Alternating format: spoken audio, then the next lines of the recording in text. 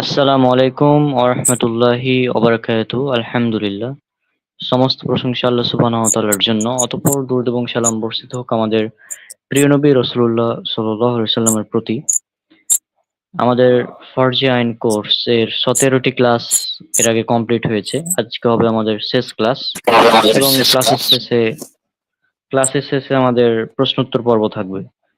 তো ভাই আপনি এখন বাকি অংশগুলো কমপ্লিট করুন, অর্থাৎ যেগুলো বাকি ছিল। আমরা আলোচনা করছিলাম আর দণ্ডবিধি বা হদ সম্পর্কে, মানে শাস্তি সম্পর্কে, হ্যাঁ? অপরাধের, ইসলামে অপরাধের যেসব শাস্তি রয়েছে সেগুলো নিয়ে আমরা আলোচনা করেছিলাম গত ক্লাসগুলোতে। হুম।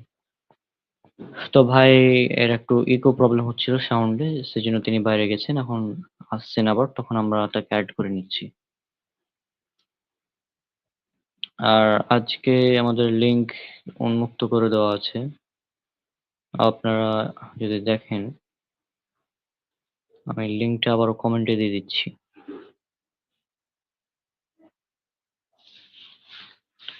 কমেন্ট ও লিংকটা দিয়ে দিচ্ছি, আপনারা যে কেউ যুক্ত হতে পারেন। আমাদের ইউটিউব চ্যানেলে লাইভ চলছে আজ সালাফি দাওয়া প্ল্যাটফর্মে। হ্যাঁ, তো আপনারা এখান থেকে জয়েন হতে পারেন।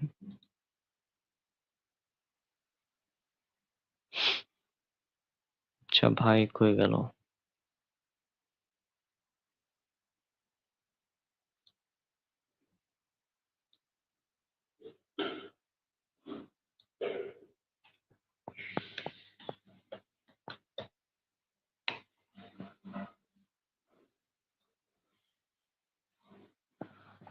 তো যাই হোক, আমরা আজকে এই ক্লাসের মাধ্যমে আমরা আজকে শেষ করব। আর আগামীকাল আমাদের বাংলাদেশে ঈদ উল ফিতর উদযাপন হবে। হ্যাঁ, এখানে একটা বিষয়, আমরা হয়তো ঈদ উদযাপন করছি, আমরা ঈদে হয়তো আনন্দ করব। হ্যাঁ, হয়তো ঈদের দিন আমরা খুব মানে ভালো ভালো খাবার খাবো, কিন্তু ওইদিকে আমাদের ফিলিস্তিনি মুসলিম ভাই এবং বোনেরা, তারা অত্যন্ত কষ্টে আছেন এই সময়, ঈদের সময়ও। আমরা তাদের জন্য যতটুকু সম্ভব দোয়া করব। দোয়া করা ছাড়া আমাদের কোনো উপায় নাই।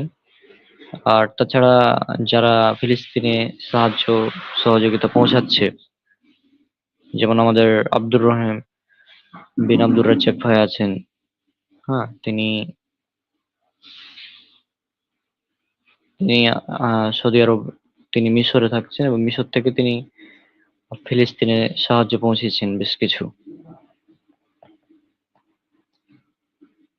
তো ভাই এখনো যুক্ত না হওয়ার কারণ বুঝলাম না, প্রথমে যুক্ত হয়ে হঠাৎ কি হলো?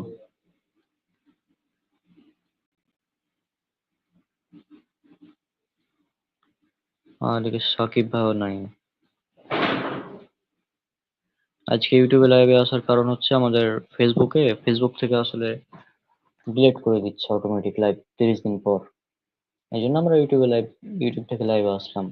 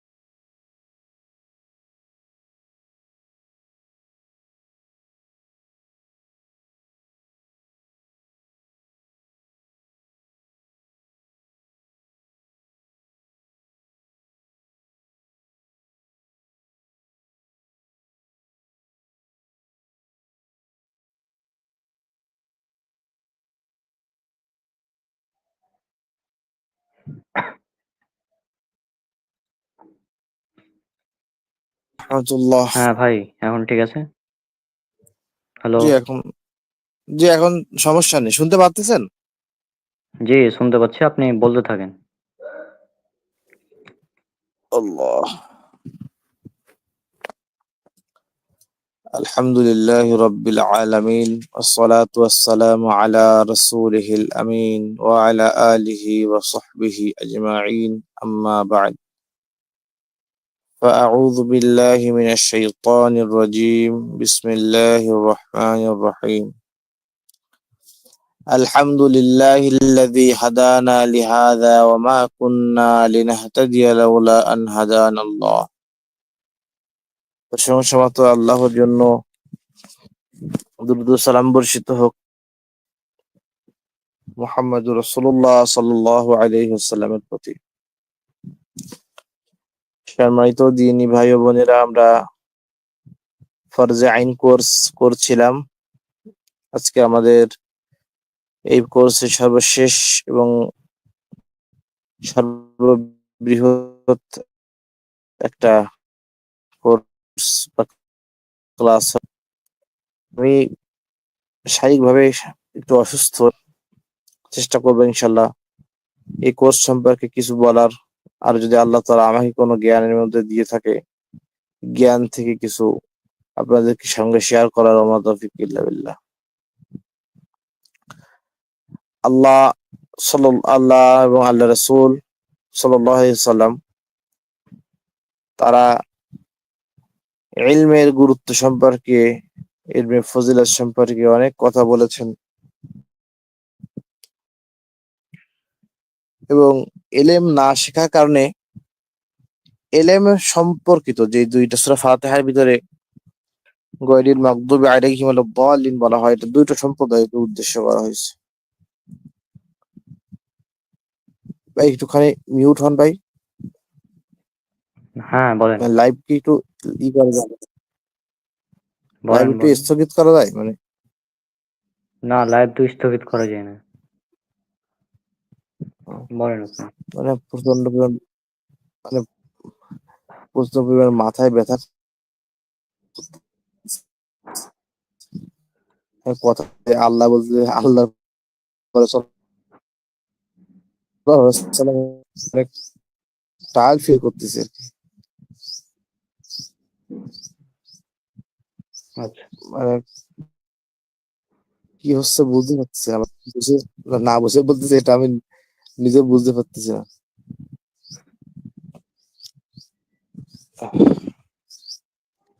এখন আপনি কন্টিনিউ করেন এই ক্লাসটা। তো আচ্ছা, মানে আমার দেখি খুব চেষ্টা। খারাপ লাগতেছে, মানে চোখ বন্ধ হয়ে আসছে না। আমি আপনাকে একটা বই আমি আপনাকে দিচ্ছি, হ্যাঁ, বলেন। সে- সেটা হলো ফিকহে মুহাম্মাদ। আপনি এই বই সম্পর্কে একটা, এইখানে যারা এলএম শিখতে চায় কোরআন এবং সহিহ হাদিস অনুযায়ী মাসআলা মাসাইল, এর জন্য ফিকহে মুহাম্মাদি একটা ফিকহের কিতাব আছে, এটা আপনাকে হোয়াটসঅ্যাপে দিচ্ছি। আমার ব্রেনে কাজ করতেছে না, হঠাৎ করে মাথা ব্যথা করতেছে চরম আকারে। কালকে রাত্রে 1 সেকেন্ডও ঘুমাতে পারিনি। ও, আচ্ছা। আহ, আচ্ছা, তাহলে আমি ক্লাস অত বেশি লম্বা হবে না। তারপরেও চেষ্টা করব যতখানি সম্ভব। হুম। মানে জাস্ট জি এটা আপনি একটু যতটুকু, কনফিউজ। হ্যাঁ, যতটুকু পারবো আমি জি বলে দেবো। সমস্যা নেই। আমি তাহলে আপনি ভাই বইটা দিনের, দেন। হ্যাঁ, আমি আমার দিনের খেদমত আমার জন্য এটাকে ফরজ মনে করি। এবং আমি নিজে, আপনিও তো দেখছেন, আমরা দুই ভাই চেষ্টা করেছি নিজের ঘুমকে হারাম করে দিনের জন্য হ্যাঁ। 1 টাকা খরচ হলেও করার চেষ্টা করেছি। এখন আল্লাহ তাআলা তো অন্তরের খবর জানে, এখন কি বলবো আজকে কিভাবে, মানে একদম ব্রেনটা একদম অচল হয়ে গেছে। আর কালকে আবার ঈদের নামাজ পড়ানো লাগবে, তো যদি আমি এখন রেস্ট না নিই আমি অসুস্থ হয়ে যাবো। আচ্ছা। আপনি এই আচ্ছা, তাহলে এই আমি। বই সম্পর্কে, জি হ্যাঁ। আমি দিচ্ছি। আল্লাহু আকবার। জি। আমি আল্লাহ তাকদির, আমার তাকদির ভালো যে আপনি ফোনটা আমার ডাটাটা অন ছিল, না হলে আপনি ফোন দিয়ে যেতেন আর আমি ধরতে পারতাম না। হ্যাঁ। যাই হোক, আমি দিয়ে দিচ্ছি, বইটা যাচ্ছে। এই বইটার দাম একেবারে কম টাকা এবং এর ভিতরে কুরআন এবং সহিহ হাদিস অনুযায়ী ফিকহের মাসালাগুলো সুন্দর করে লেখা। আচ্ছা। আমি আপনাকে পাঠিয়ে দিয়েছি।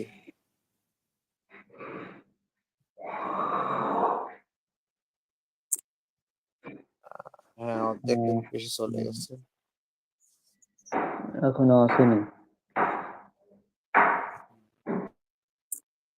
চলে গেছে। হ্যাঁ, পেয়েছি।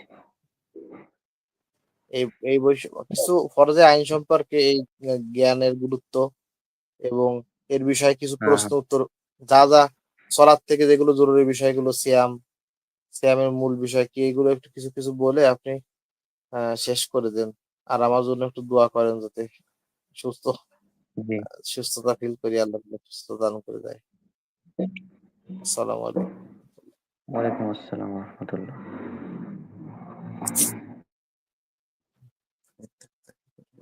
বইটা ওপেন হচ্ছে না যে, আচ্ছা ওপেন হলে আমি আল্লাহ আল্লাহ আস্তাগফিরুল্লাহ।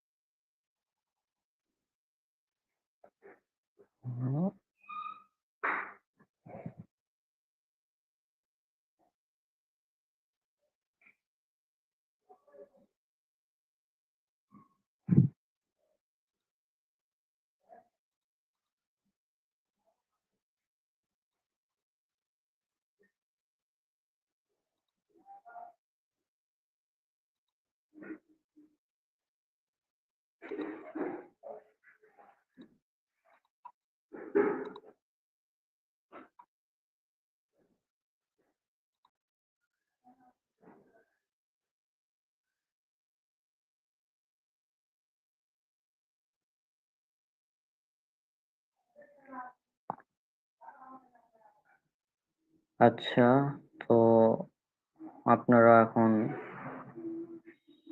স্ক্রিনে দেখতে পাচ্ছেন, আশা করছি, বই। এটা ফিকহে মোহাম্মদী আল্লামা মাহিউদ্দিনের। অনুবাদ করেছেন মাওলানা মোহাম্মদ শামাউন আলী। আহ, আর এটা হচ্ছে মদিনা ইসলামী বিশ্ববিদ্যালয়, সৌদি আরবের উনি। আর আহসান পাবলিকেশন থেকে এটা ছাপানো বাংলাটা। তো এখানে আমরা যদি সূচিপত্রগুলো দেখি, ওয়েট সেকেন্ড।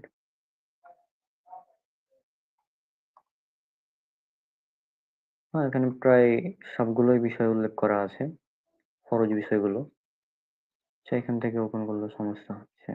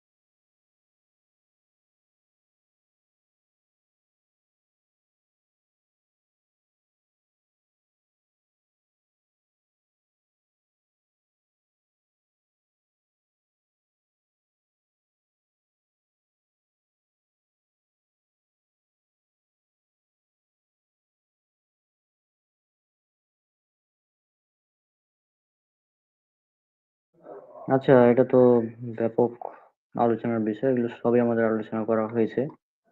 আপনারা যেগুলো স্ক্রিন দেখতে পাচ্ছেন, হুম?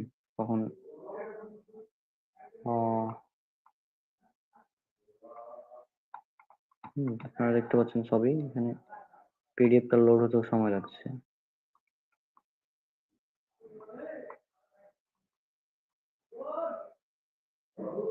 এখানে প্রশ্ন উত্তর আছে কিনা আমি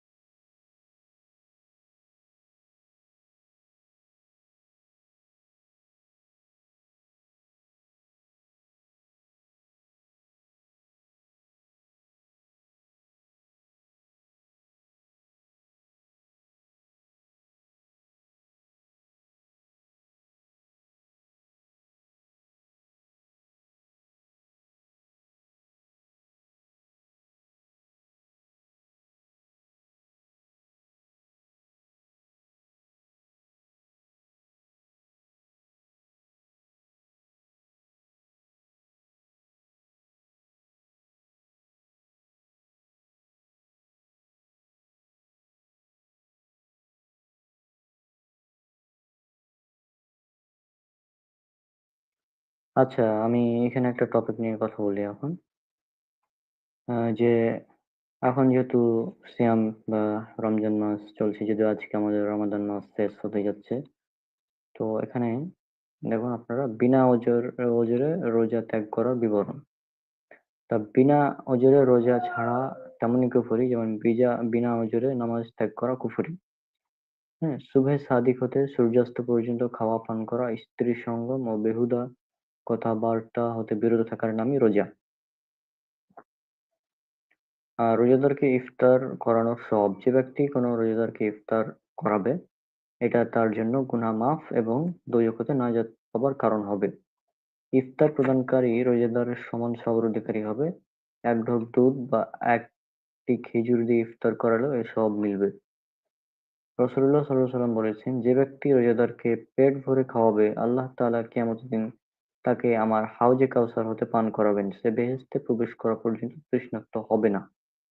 রোজা রোজাদারের জন্য সুপারিশ করবে।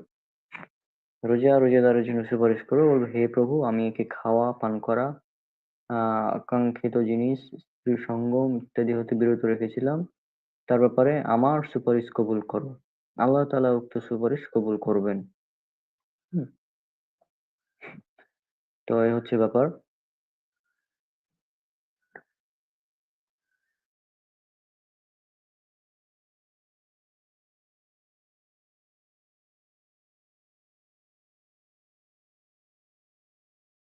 চাঁদ দেখে ঈদ করা, চাঁদ দেখে রোজা রাখবে এবং চাঁদ দেখে ঈদ করবে। যে 29 রমজানে দিবাগত সন্ধ্যায় রাতে মেঘ বা ধুলাবালির কারণে চাঁদ দেখতে না পাওয়া যায়, তাহলে রোজা পুরা 30 দিন পালন করবে। হুম,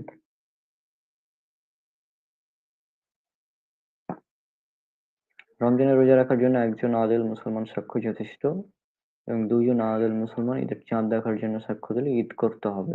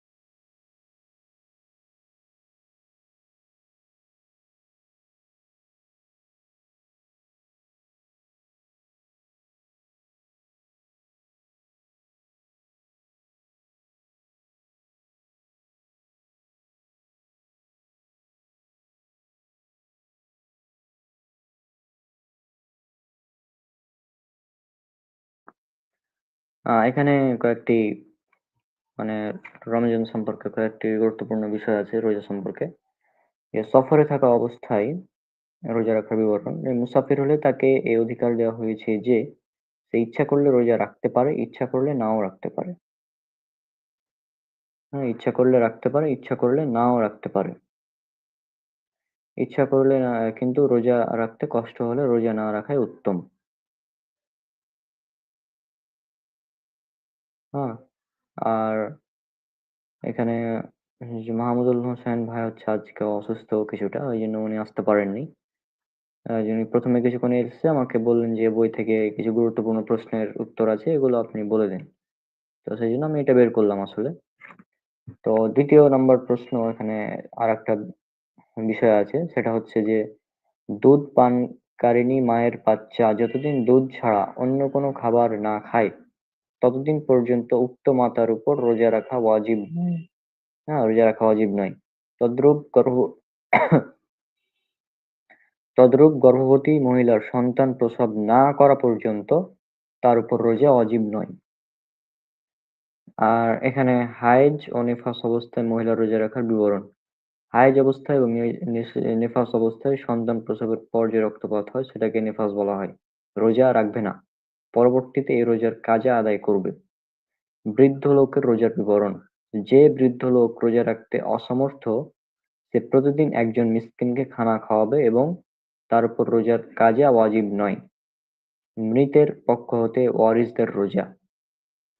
যদি কেউ মারা যায় এবং তার উপর রোজা আদায় বাকি থাকে তাহলে তার পক্ষ হতে তার উত্তরাধিকারী রোজা রাখবে অথবা প্রতি রোজার পরিবর্তে একজন মিসকিনকে খানা খাওয়াবে।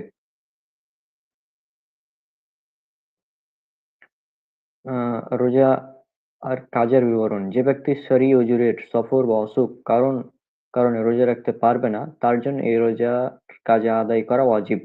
অর্থাৎ কোনো কারণে আমি রোজা আদায় করিনি, রোজা মানে সিয়াম পালন করিনি, তো আমাকে তখন হয়তো সফরে ছিলাম বা অসুস্থ ছিলাম বা বিভিন্ন কারণ ছিল, তো পরবর্তীতে এই রোজাটা আদায় করতে হবে। তারপর হচ্ছে নফল রোজার বিবরণ। যে ব্যক্তি আল্লাহর জন্য রোজা রাখে আল্লাহ তাআলা তার মাঝে এবং দোজখের মাঝে এমন দূরত্ব করে দেন যে আসমান জমিনের সমপরিমাণ দূরত্ব আছে। প্রত্যেক বস্তুর যাকাত রয়েছে। শরীরের যাকাত হলো রোজা। নফল রোজার মধ্যে আশুরার রোজাই উত্তম। যে ব্যক্তি আশুরার রোজা রাখবে সেই ৯ মুহররম মাসের ৯ তারিখও রোজা রাখবে। আশুরার রোজা দ্বারা গত বছরের গুনার কাফফারা হয়ে যায়। ঈদের দিন রোজা রাখা জায়েজ নয়। তদ্রূপ আইয়ামে তাশরিক বা জিলহজ মাসের ১১, ১২, ১৩ তারিখও রোজা রাখা জায়েজ নয়। কিন্তু যে হাজী সাহেব কোরবানি করতে পারবে না সে এই দিনগুলোতে রোজা রাখবে। আরাফার দিনের রোজা গত বছর এবং সামনে বছরের গুনাহের কাফফারা স্বরূপ। কিন্তু হাজী সাহেবদের জন্য আরাফার দিন রোজা রাখা জায়েজ নয়। প্রতিদিন লাগাতারভাবে রোজা রাখা নিষেধ। উত্তম হচ্ছে প্রতি মাসে ৩টি করে রোজা রাখা। যে ব্যক্তি এর চেয়ে বেশি সামর্থ্য রাখে সে একদিন পর পর রোজা রাখবে। হযরত দাউদ আলাইহিস সালাম এভাবে রোজা রাখতেন। আর স্ত্রীলোকের স্বামীর অনুমতি ছাড়া নফল রোজা রাখা জায়েজ নয়। এখন শুধু জুমার দিন রোজা রাখা জায়েজ নয়। জুমার সাথে এর আগে বা পরে একদিন মিলিয়ে রোজা রাখবে। তদ্রূপ সপ্তাহে কোনো দিন একটি রোজা রাখা জায়েজ নয় যতক্ষণ না এর আগে বা পরে একদিন মিলিয়ে রোজা রাখবে। রোজাদারের অস্থিসমূহ আল্লাহর পবিত্রতা বর্ণনা করে এবং ফেরেশতারা রোজাদারের জন্য ক্ষমা প্রার্থনা করে। বিনা কারণে নফল রোজা ভঙ্গ করা নিষেধ নয় এবং কেউ ভঙ্গ করলে তা কাজা ওয়াজিব নয়। আচ্ছা, লাইলাতুল কদরের বিবরণ। লাইলাতুল কদর বেশিরভাগ রমজানের ১০ দিনের বিজোড় রাতে অর্থাৎ ২১, ২৩, ২৫, ২৭ এবং ২৯ এ হয়ে থাকে। যে রাতে লাইলাতুল কদর হয় সে রাতে জিবরাইল আলাইহিস সালাম একদল ফেরেশতা সহ দুনিয়াতে অবতরণ করেন এবং সে রাতে ইবাদতকারী বান্দাদের জন্য দোয়া করতে থাকেন। রমজানের শেষ ১০ দিনে বেশি বেশি ইবাদত করার প্রচেষ্টা করবে, এমনকি ইবাদতে নিজ পরিবারের লোকজনকে শামিল করবে। যে ব্যক্তি রমজানের রোজা রাখবে এবং ঈদের নামাজ পড়বে, আল্লাহ তাআলা তার গুনাহ মাফ করে দিবেন এবং তার গুনাহগুলিকে নেকিতে রূপান্তরিত করবেন। ইতিকাফ এর বিবরণ। রমজানের শেষ ১০ দিনে রাসূলুল্লাহ সাল্লাল্লাহু আলাইহি ওয়াসাল্লাম সর্বদা ইতিকাফে বসতেন। ইতিকাফের জন্য মসজিদের মাঝে পৃথক স্থান নির্দিষ্ট করে নিবে এবং ফজরের নামাজ পড়ে ইতিকাফের স্থানে প্রবেশ করবে। ইতিকাফকারী মসজিদের বাহিরে যাবে না। কিন্তু কোনো প্রয়োজনীয় কাজের যেমন পায়খানা ইত্যাদির জন্য বাইরে যেতে পারে। ইতিকাফকারী রোগীর দেখাশোনা করার জন্য যাওয়া জায়েজ নয়, কিন্তু পথে চলতে চলতে এ ব্যাপারে দেখাশোনা ও খোঁজ খবর নেওয়া জায়েজ। তদরূপ জানাজার নামাজের জন্য মসজিদের বাইরে যাওয়া জায়েজ নয়। এতেকাপ অবস্থায় স্ত্রী সহবাস করবে না। চুমু দেওয়া এবং কোলাকুলি করাও জায়েজ নয়। এতেকাফকারী মসজিদ হতে মাথা বের করে তা অন্য কারো দ্বারা ধুয়ে নেওয়া এবং চিরুনির দ্বারা মাথা আঁচড়ে নেওয়া জায়েজ। এতেকাফকারী পাপ হতে বিরত থাকে এবং এতেকাফের কারণে যেসব নেকির কাজ করতে সমর্থ হয় না, সেসবের নেকিও সে পাবে। এতেকাফ করার জন্য রোজা শর্ত নয়, কিন্তু উত্তম হচ্ছে রোজা রাখা। কেউ যদি এতেকাফ করার মানত করে তাহলে তা পুরা করা তার জন্য ওয়াজিব। মুস্তাহাজা রক্ত প্রদবর্তী স্ত্রী লোকের মসজিদে এতেকাফে বসা জায়েজ নয়। আচ্ছা, তারপরে হজের বিবরণ সহ আরো এগুলোর আলোচনা কিন্তু করা হয়েছে আমাদের প্রায়। আমি শুধু সেগুলো নিচ্ছি যেগুলোর ব্যাপারে আসলে আসেনি। মানে প্রশ্ন মানে যেগুলো ছুটি মানে ফরজের মধ্যে অন্তর্ভুক্ত না, বেশিরভাগ এগুলো প্রশ্ন উত্তর ধরতে গেলে কথায় আমি যেগুলো বললাম। যাই হোক, আজকের ক্লাসটা যেমনটা আশা করেছিলাম তেমনটা হচ্ছে না। কারণ মোহাম্মদ হোসেন ভাই থাকলে হয়তো অনেকটাই ভালো হতো।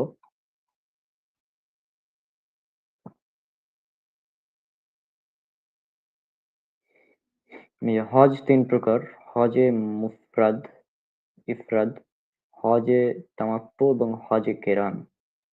রাসূল সাল্লাল্লাহু আলাইহি ওয়াসাল্লাম হজে কেরান করেছিলেন, কিন্তু নবী সাল্লাল্লাহু আলাইহি ওয়াসাল্লামের আকাঙ্ক্ষা ছিল তামাত্তু করার। এ কারণে শাফিঈ রাহিমাহুল্লাহ হজে তামাত্তুকে আফজাল বলেছেন।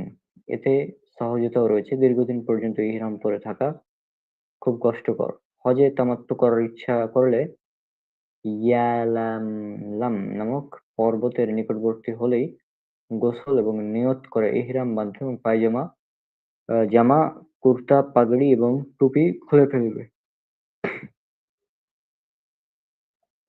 আচ্ছা, তো আজকে হচ্ছে আমাদের লাইভ হচ্ছে আমাদের ইউটিউব চ্যানেলে।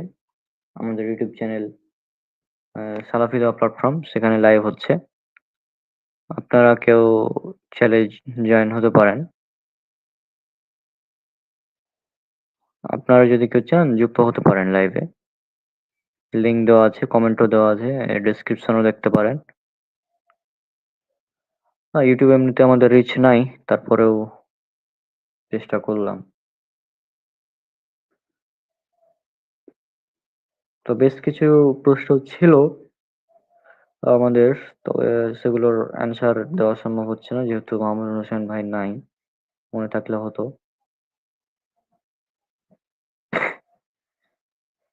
তো কালকে যেহেতু আমাদের ঈদ হতে পারে, মানে ঈদ হওয়ার সম্ভাবনাই 99.99%। হ্যাঁ, এখন ঈদের ব্যাপারটা হচ্ছে অনেকে আছে যে এখানে অনেকে আছে যারা বাংলাদেশে সৌদির সাথে মিলিয়ে ঈদ করছে। অনেকেই আছে। আমি এখন একটু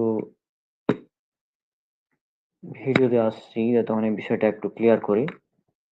এখন আমার সাউন্ড ক্লিয়ার আসছে কিনা বলতে হবে। ইয়ারফোন লাগাবো তো সাউন্ড নাও আসতে পারে তখন। সাউন্ডটা আসছে কিনা বলতে হবে। হ্যালো মাইনুল, সাউন্ড আসছে কি? হ্যাঁ, আসবো। আচ্ছা, ঠিক আছে ভাই। আমি শুধু লাইভটা অন করবো, আর এই বিষয়টা একটু অ্যান্সার দিব অন্যভাবে, ওই জন্য ভিডিওটা অন করবো।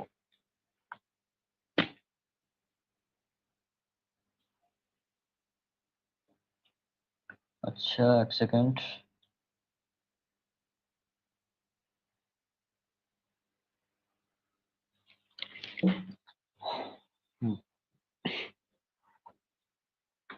ভিডিওতে দেখা যাচ্ছে এখন।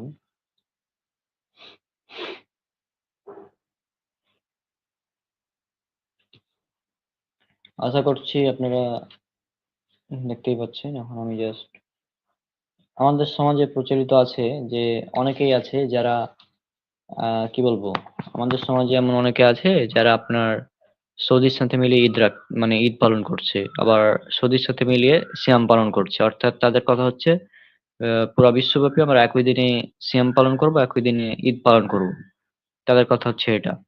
এদিকে কিন্তু রাসূল সাল্লাল্লাহু আলাইহি সাল্লাম কিন্তু বলেছেন যে তোমরা চাঁদ দেখে সিয়াম রাখো এবং চাঁদ দেখে মানে ঈদ পালন করো। চাঁদ দেখে আমাদের ঈদ করতে হবে, চাঁদ দেখে সিয়াম পালন করতে হবে। এখন আমার কথা হচ্ছে আমি যদি চাঁদ দেখতে না পাই, আমি চাঁদ দেখতে পাচ্ছি না, তাহলে আমি কিভাবে সেদিন ঈদ পালন করি? কোন লজিকে? মানে কোন যুক্তিতে আমি এটা করব? আমি তো চাঁদ দেখতে পাইনি। এখন অনেকে বলবে যে সৌদির সাথে বাংলাদেশের টাইমের পার্থক্য মাত্র এই ৩ ঘন্টা। তো এই ৩ ঘন্টা পার্থক্যের কারণে আমরা একদিন পরে কেন মানে ঈদ করছি? আমরা একদিন পরে কেন সিয়াম পালন করছি? ৩ ঘন্টা পার্থক্য আমরা দেখছি। হ্যাঁ? আমরা কিন্তু বিষয়টা কি? সৌদি কিন্তু ৩ ঘন্টা পরে, তাই না? সৌদি আরব কিন্তু ৩ ঘন্টা পরে। ৩ ঘন্টা পরে হওয়ার পরেও তারা ৩ ঘন্টা আগে আমাদের চাঁদ দেখছে একদিন আগে। কিভাবে সম্ভব? কারণ আমরা এ থেকে ৩ ঘন্টা দেখছি। সূর্য হিসেবে ৩ ঘন্টা পরে সৌদি আরবের টাইম, এটা ঠিক আছে। কারণ কি? সূর্য পশ্চিম দিক থেকে উঠছে, সূর্য পূর্ব দিক থেকে উঠছে এবং পশ্চিম দিকে অস্ত যায়। সূর্য পশ্চিম দিকে অস্ত যায়। আর চাঁদ পশ্চিম দিক থেকে পূর্ব দিকে আসে। বিষয়টা হচ্ছে এইটা। হ্যাঁ? চাঁদ কিন্তু ঘুরে পশ্চিম থেকে পূর্ব দিকে। আর সূর্য ঘুরছে পূর্ব থেকে পশ্চিম দিকে। এজন্য দিনের হিসাব যদি করি, দিনের হিসাবের ক্ষেত্রে এই আমাদের সৌদি আরব, সৌদি আরবে কিন্তু এখন আমাদের বাজছে কয়টা? ২টা ৪১। হ্যাঁ? সৌদি আরবে কিন্তু এখন আপনার বাজবে মোটামুটি ১১টা ৪১ বা ১২টা ৪১, মানে ৩ ঘন্টা কম তাদের টাইম। অর্থাৎ আমাদের এখানে যখন ৯টা বাজবে তখন ওদের সন্ধ্যে ৬টা। হ্যাঁ? তো এই বিষয়টা তো আমাদের বুঝতে হবে। ওখানে যদিও সূর্যের হিসাবে টাইম আমাদের ৩ ঘন্টা ডিফারেন্স। কিন্তু চাঁদের হিসাবে আমাদের টাইমের ডিফারেন্স হয়ে যাচ্ছে ২১ ঘন্টা। 21 ২১। তো যেহেতু ২১ ঘন্টা মানে ডিফারেন্স, এজন্যই আমরা একদিন পরে চাঁদ দেখি। গতকাল সৌদি আরব চাঁদ দেখেছে। চাঁদ দেখতে পেয়েছে। এখন অনেকে প্রচার করছে যে সৌদি আরব চাঁদ না দেখেই এয়ার ঘোষণা করে দিয়েছে ঈদের। এগুলো মিথ্যা কথা। হ্যাঁ, ওরা চাঁদ দেখেছে কারণ চাঁদ দেখার জায়গা একটা না। বেশ কয়েকটা জায়গায় চাঁদ দেখার চেষ্টা করা হয়েছে এবং চাঁদ দেখেছে তারা। সৌদি একটু আশেপাশে কয়েকটা দেশ চাঁদ দেখতে পায়নি, সেটা তাদের ব্যাপার। তারা ৩০ টা রোজা পূর্ণ করবে।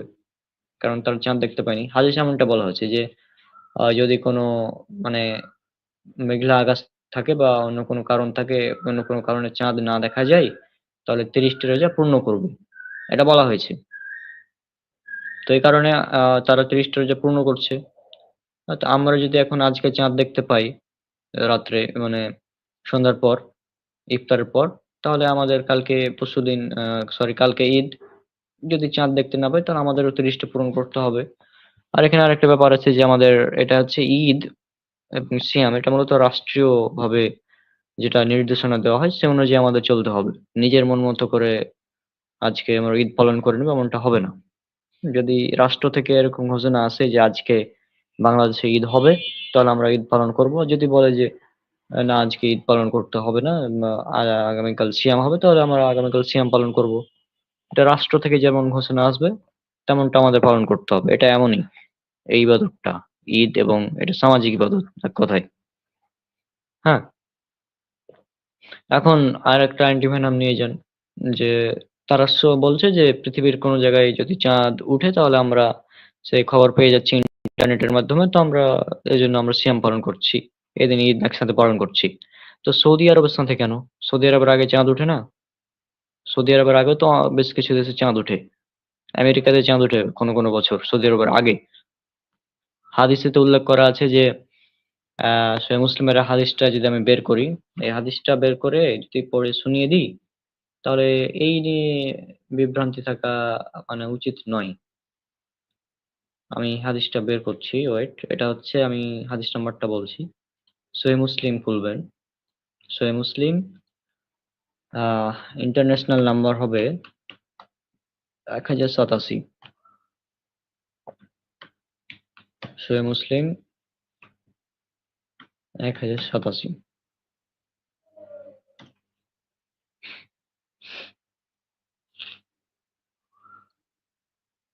আর হাদিস একাডেমি 2417, সম্ভবত 2417, হ্যাঁ সরি 2418। তো এই হাদিসটা হচ্ছে মেন এই বিষয়ে। মানে এই হাদিসটা যদি কেউ বুঝে যায় ওকে আর মানে এই হাদিসটা যদি একজন কেউ বুঝে যায় তাহলে ওকে আর করার প্রয়োজন নাই যে সিয়াম একই দিনে রাখতে হবে না আলাদা দিনে রাখতে হবে। কারণ এটা তো হাদিস, হাদিস স্পষ্ট আছে। আমি এই বিষয়ে ভিডিও বানিয়েছিলাম। স্ক্রিন দেখা গেলে একটু বলবেন। ওয়েট।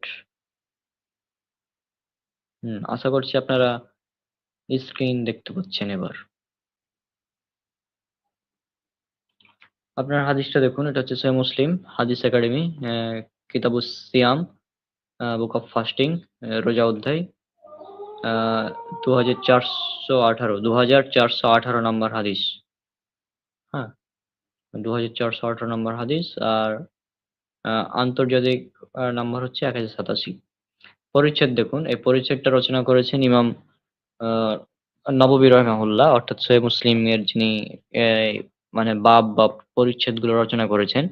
আমি সম্ভবত ভিডিওতে বলেছিলাম ইমাম মুসলিম রাহিমাহুল্লাহ এটা রচনা করেছেন, এই বাব বা অনুচ্ছেদটা ইমাম মুসলিম রাহিমাহুল্লাহ না, এটা হবে ইমাম নববী রাহিমাহুল্লাহ। ইমাম নববী রাহিমাহুল্লাহ তিনি এই পরিচ্ছেদটা রচনা করেছেন। তো তিনি এখানে বলছেন, দেখুন, নিজ নিজ শহরে চন্দ্রোদয়ের হিসাব অনুযায়ী কাজ করতে হবে।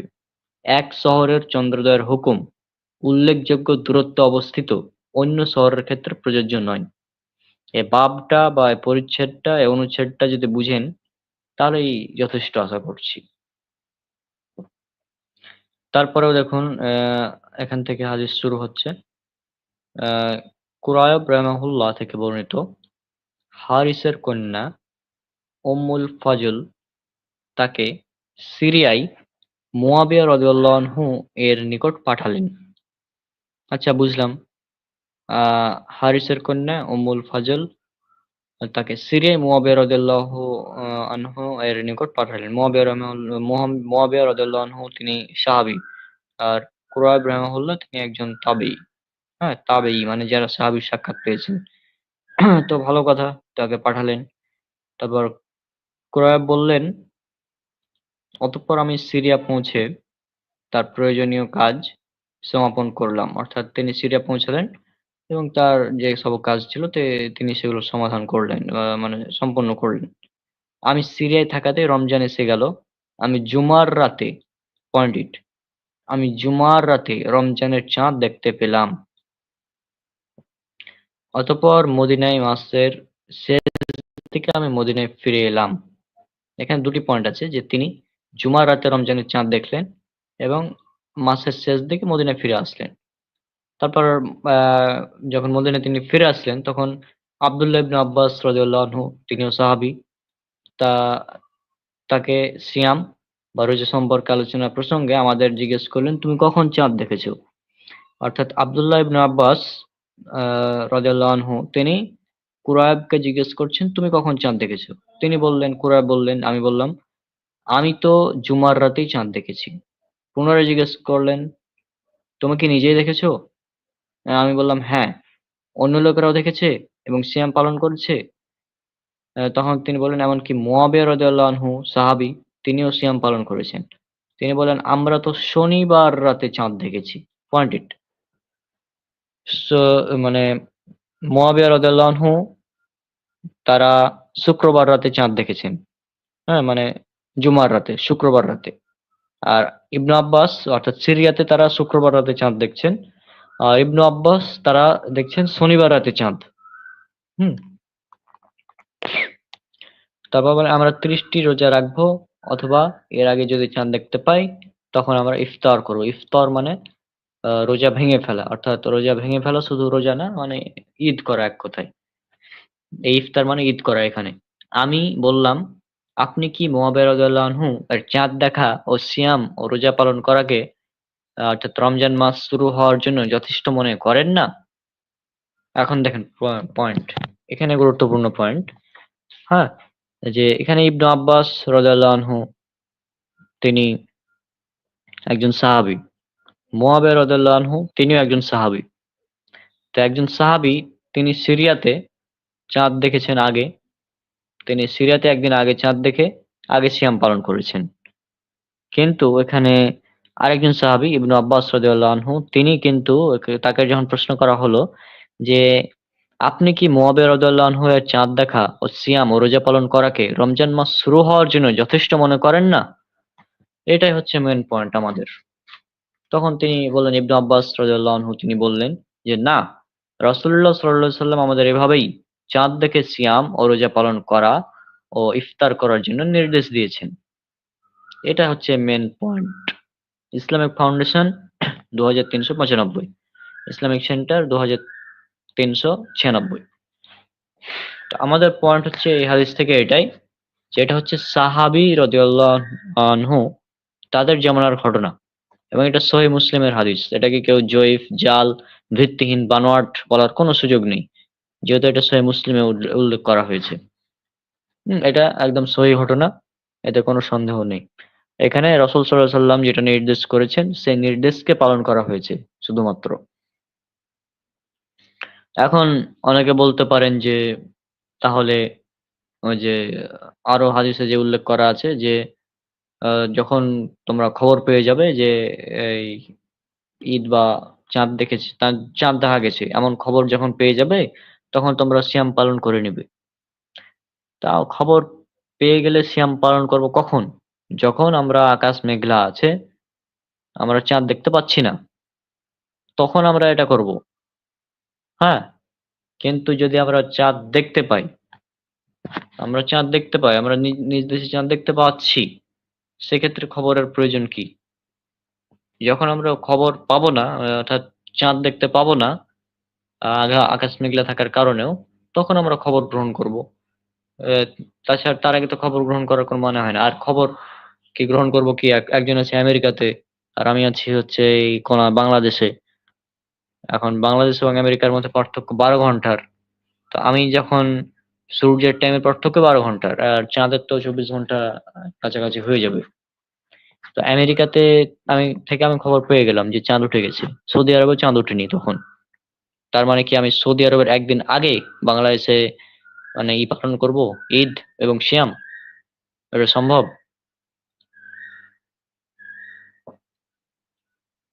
এখন এটার কোনো অ্যান্সার আমি আশা করছি তারা দিতে পারবে না।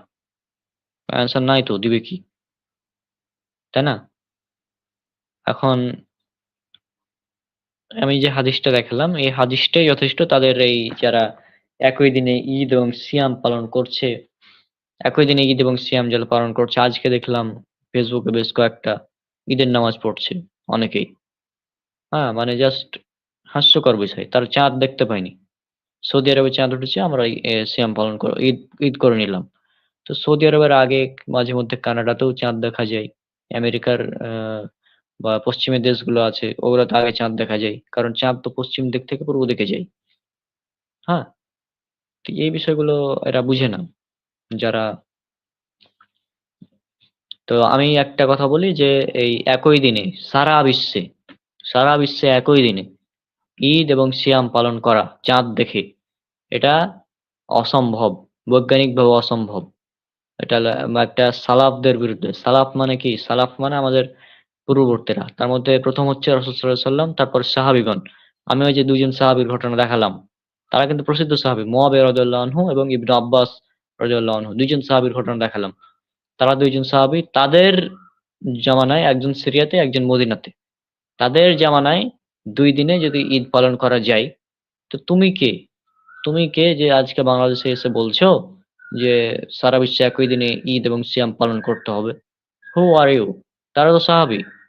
সাহাবীরা যদি দুদিনে ঈদ পালন করতে পারে, সাহাবীরা যদি দুদিনে সিয়াম পালন করতে পারে, একদিন সিরিয়াতে একদিন মদিনায়, তো তুমি আবার কে যে একদিনে পালন করতে হবে বলার? এটার কোনো জবাব আছে কি? জবাব নাই। তারা এমনিতেই অনেকগুলো লজিক দিবে। অনেকে বলবে যে হাম্বলি মাযহাবের মত, অনেকে বলে হাম্বলি মাযহাবের মত এটা ঠিক আছে। হাম্বলি মাযহাবের মতে কোন বিশ্বে এক মানে বিশ্বের কোন এক জায়গায় যদি চাঁদ দেখা যায় তাহলেই তাদের জন্য ঈদ এবং সিয়াম। এটা হাম্বলি মাযহাবের মত। তো এটা হাম্বলি মাযহাবের মত নিয়ে আমি কি করব? হাম্বলি মাযহাবের মত হোক, শাফি মাযহাবের মত হোক, আমরা কি মাযহাবের মত অনুযায়ী চলবো? নাকি হাদিস অনুযায়ী চলবো? হাম্বলি মাযহাবের মত মানে ইমাম আহমদ বিন হাম্বল রাহিমাহুল্লাহ এবং তার যারা অনুসারী আছে তাদের গবেষণা। আর আমরা যেটা দেখবো সেটা হচ্ছে ডাইরেক্ট হাদিস। ডাইরেক্ট হাদিসে বলা হচ্ছে যে ২ দিনে সিয়াম পালন করা হচ্ছে। তো এখানে হাম্বলি মাযহাবের মত নিয়ে আমার কি হবে? আমার তো কোনো প্রয়োজন নাই এ মতের। যেহেতু আমি হাদিস স্পষ্ট পেয়ে যাচ্ছি, তাই না? আর এই স এই প্রশ্ন মানে এইগুলার সমাধান তো অনেক আগে করে দেওয়া হয়েছে। ওই হাদিসে ওই হাদিসের বাবেরও প্রয়োজন নাই। হাদিসটা তো নিয়েছেন ইমাম মুসলিম রাহিমাহুল্লাহ। হুম? ইমাম মুসলিম রাহিমাহুল্লাহ হাদিসটা সংকলন করেছেন এবং হাদিসটা তো অনেক আগের সাহাবীদের ঘটনা। এখন সাহাবী বলছেন যে রাসূলুল্লাহ সাল্লাল্লাহু আলাইহি ওয়াসাল্লাম আমাদের এভাবেই বলেছেন চাঁদ দেখে সিয়াম পালন করতে, চাঁদ দেখে ইফতার করতে মানে ঈদ করতে। তো চাঁদ দেখে সিয়াম এবং চাঁদ দেখে ঈদ আমাদের করতে হবে। এটা হচ্ছে মেইন পয়েন্ট। মেইন পয়েন্ট হচ্ছে চাঁদ দেখা। সৌদি আরবে কালকে চাঁদ দেখা গিয়েছে। আজকে বাংলাদেশে আমরা চাঁদ দেখতে পাবো সন্ধ্যার পরে। মানে প্রায় ২১ ঘন্টা পর। আমরা প্রায় ২১ ঘন্টা পরে চাঁদ দেখতে পাবো। তো যারা বলে যে ৩ ঘন্টার ডিফারেন্স, ৩ ঘন্টার ডিফারেন্স সূর্যের। কারণ সূর্য পূর্ব থেকে পশ্চিম দিকে যায়। আর এই ডিফারেন্সটা হবে চাঁদের। চাঁদের ডিফারেন্সটা যেহেতু পশ্চিম থেকে পূর্ব দিকে আসে, সেজন্য ২১ ঘন্টার ডিফারেন্স হয়ে যায়। অনেক সময় চাঁদ দেখার ক্ষেত্রে বিশ্বের এক প্রান্ত থেকে আরেক প্রান্তে ৪৮ ঘন্টা ডিফারেন্স হয়ে যায়। ৪৮ ঘন্টা। মানে ২ দিন। মানে কোন এলাকায় যদি ২৯ তারিখে আ ঈদ হয়, তো অন্য জায়গায় হবে ৩১ তারিখে ঈদ। হ্যাঁ? মানে এরকমও হয় মাঝেমধ্যে। তো এটা মানে বৈজ্ঞানিকভাবে অসম্ভব একেবারেই যে পুরো বিশ্বব্যাপী একই দিনে ঈদ এবং সিয়াম পালন করা। আমাদের জুবায়ের ভাই যিনি মহাকাশের ছবি তুলেন তিনি একটা ভিডিও দেখেছিলেন মানে ভিডিও বানিয়েছিলেন যে 3D সফটওয়্যারের মাধ্যমে তিনি জাস্ট বিষয়টা দেখিয়েছিলেন যে কিভাবে আমরা ঈদের চাঁদ দেখি এবং কেন একই সাথে সারা বিশ্বে ঈদ করা সম্ভব নয়। এই বিষয়টা তিনি ওই ভিডিওর মাধ্যমে সুন্দরভাবে তুলে ধরেছিলেন। তখন কিছু বলছে যে এই ভিডিওটা দেখলে যখন ক্লিয়ার হয়ে যাওয়া উচিত। তখন কিছু ব্যক্তি বলছে যে আমি তো এই মানে গোল পৃথিবীকে বিশ্বাসই করি না। আমি তো বিশ্বাস করি পৃথিবী সমতল। তো এই ভিডিওর কোনো মানেই হয় না তার কাছে। কি বলবো এখন? মানে যখন কোনো লজিকে পারবে না, তখন সে মানে বলছে পৃথিবীর আকৃতিকে আমি বিশ্বাস করি না এরকম। পৃথিবী যে গোল এটা সে বিশ্বাস করে না। তখন আমার কি বলার আছে? আর কিছু বলার আছে এখানে? কিছু বলে লাভ হবে? ও তো বিশ্বাসই করবে না যে পৃথিবী গোল। সুতরাং ওকে গোল পৃথিবীতে যতই উদাহরণ দেওয়া যাক, ও মানবে না। হ্যাঁ, এখন কি বলবো? কিছু বলার নেই এগুলোকে। তো যাই হোক, যদিও আজকে আমাদের পর্যায়ন কোর্সের ব্যাপারগুলো ছিল প্রশ্ন উত্তর, তারপরেও আমরা অন্যান্য টপিক নিয়ে এসেছি। তারপরেও আমি এখানে দেখি আর কিছু প্রশ্ন উত্তর আছে কিনা করার মতন। আমি দেখি জাস্ট আচ্ছা ওপেন করি আবার স্ক্রিনটা।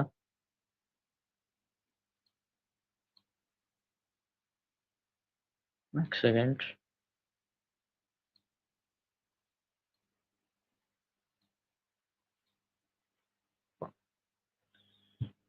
আ স্ক্রিন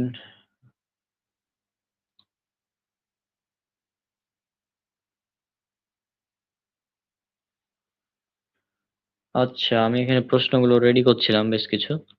তো তার মধ্যে হচ্ছে যে এখানে একটা প্রশ্ন আছে যে ঈদের দিন, এই যে ঈদের দিন কোলাকুলি করে অনেকেই। তো ঈদের দিনে কোলাকুলি করাটা আসলে বিদআত কিনা? তো এই ব্যাপারে বিস্তারিত আমাদের একটা বই ছিল। যদিও বইটা রিলিজ করা হয়নি। সেখানে আমরা অ্যানসার দেওয়ার চেষ্টা করেছিলাম। আমি সেটাও বের করে নিয়ে আসছি। তবে আমি ১ম এ কিছু কথা বলি যে আ কোলাকুলির বিষয়টা কিন্তু ঈদের সাথে সম্পৃক্ত না। হ্যাঁ, প্রথমত যে অনেকে মনে করে যে ঈদের দিন কোলাকুলি করতে হয়, এটা কিন্তু না। কোলাকুলি হবে অনেকদিন পর দেখা হয়েছে, আহ, সেক্ষেত্রে সেক্ষেত্রে এটা করা যায়। আর আচ্ছা, এক সেকেন্ড। আচ্ছা, কোলাকুলির বিষয়টা হচ্ছে যে যখন অনেকদিন পর দেখা হবে তখন এটা করতে হবে। কিন্তু আমাদের সমাজে প্রচলিত আছে যে না, ঈদের দিন করতে হবে। তো ঈদের দিন এই যদি মনে করে যে ঈদের দিন কোলাকুলি করা একটা খুবই মানে গুরুত্বপূর্ণ বিষয়, হ্যাঁ, সেক্ষেত্রে এটা বিদআত হবে, যদি মনে করে এটা।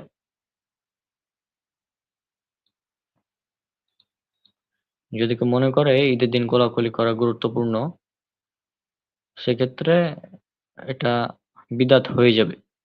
তবে যদি কেউ মনে করে যে কোলাকুলি যেহেতু অনেকদিন পর ঈদ হিসাবেও দেখা হয়েছে, ঈদের দিন তো বেশিরভাগ দেখা হয় অনেকদিন পর মানুষের, সেক্ষেত্রে যদি কেউ করে তাহলে সেটা বিদআত হবে না।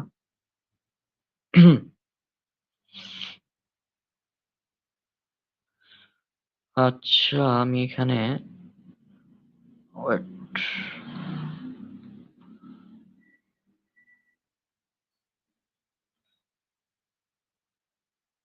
আহ এখানে আমি বেশ কিছু পয়েন্ট নিয়ে এসেছিলাম। ঈদের দিন করণীয় বর্জনীয়, আচ্ছা, 47।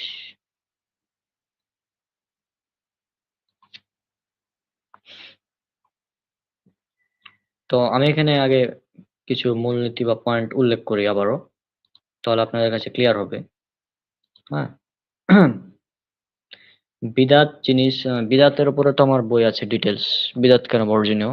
বইটা আপনারা যদি পড়েন তাহলে বিদাত কাকে বলে, কোনগুলো বিদাত, এগুলো নিয়ে কোনো সমস্যা হবে না।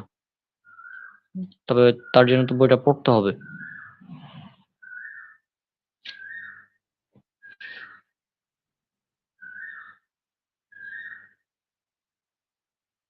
আচ্ছা, স্ক্রিন হ্যাং করছে, অনেকগুলো ট্যাব ওপেন করা আছে তো।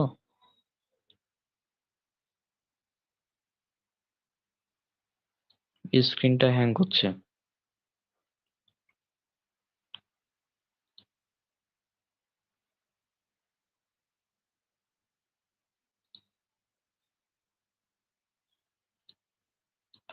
মাইনুল, স্ক্রিন দেখা যাচ্ছে কি? হ্যাঁ, দেখা যাচ্ছে।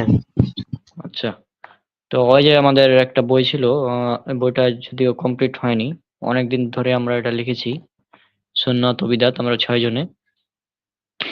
তো সুন্নাত ও বিদআত চ্যাপ্টারটার অধিকাংশ আমার মানে লেখা। তো সুন্নাতের পরিচয়। আচ্ছা, সুন্নাহ শব্দটি সিন সিন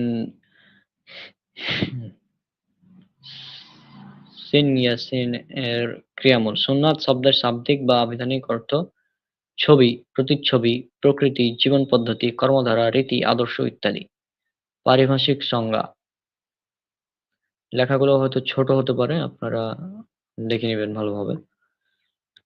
সারি পরিভাষায় সুন্নাত হলো রাসূলুল্লাহ সাল্লাল্লাহু আলাইহি সাল্লামের ওই সকল বাণী যা দ্বারা তিনি কোনো বিষয়ে আদেশ, নিষেধ, বিশ্লেষণ, মৌলসম্মতি ও সমর্থন দিয়েছেন এবং কথা ও কর্মের মাধ্যমে অনুমোদন করেছেন। যে সঠিকভাবে জানা যায় তাকে সুন্নাহ বলা হয়। অনুরূপভাবে সাহাবী, তাবেঈ, তাবেঈদের আসার, ফতোয়া সমূহ, আহ এ অর্থাৎ তাদের ইজতিহাদ ও যেসব বিষয়ে ঐকমত্য পোষণ করেছেন তাকেও সুন্নাহ বলে অভিহিত করা হয়। অর্থাৎ এই দ্বিতীয় সংজ্ঞা অনুযায়ী আমরা যে আলাদা আলাদা দিনে সিয়াম পালন করছি, এটা সাহাবীদের সুন্নাত, রাসূল সাল্লাল্লাহু আলাইহি ওয়াসাল্লামের সুন্নাত। রাসূল সাল্লাল্লাহু আলাইহি ওয়াসাল্লামের সুন্নাত কিভাবে? কারণ তিনি চাঁদ দেখে সিয়াম পালন করতে বলেছেন, চাঁদ দেখে ঈদ করতে বলেছেন। সাহাবীদের সুন্নাত কিভাবে? ওই যে আমাদের সাহাবীদের ঘটনা দেখালাম 2 জন, সহিহ মুসলিমের এই 2418 নম্বর হাদিসে।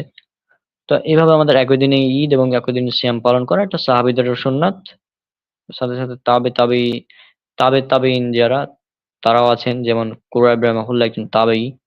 হ্যাঁ, তো এগুলো যাই হোক আমাদের পরিভাষাটা মানে বিশেষ আমাদের যে মত এটা বেশি শক্তিশালী যে একই দিনে ঈদ পালন না করে আলাদা আলাদা দিনে নিজ নিজ দেশের চাঁদ অনুযায়ী আমাদের কাজ করতে হবে। আর খোলাফায়ে রাশিদিনের সুন্নাত এছাড়াও আরো অনেক আছে। খোলাফায়ে রাশিদিনের সুন্নাত অনেকগুলোই আছে।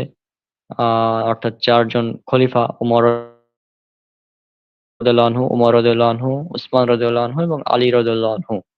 ৪ জন খোলাফা, এই ৪ জন খলিফা আছেন ইসলামের। এই ৪ খলিফার সুন্নাত গুলো মূলত বেশ গুরুত্বপূর্ণ। হুম? তারপর এখানে আমরা সুন্নাত অনুসরণের গুরুত্ব নিয়ে কথা বলেছি।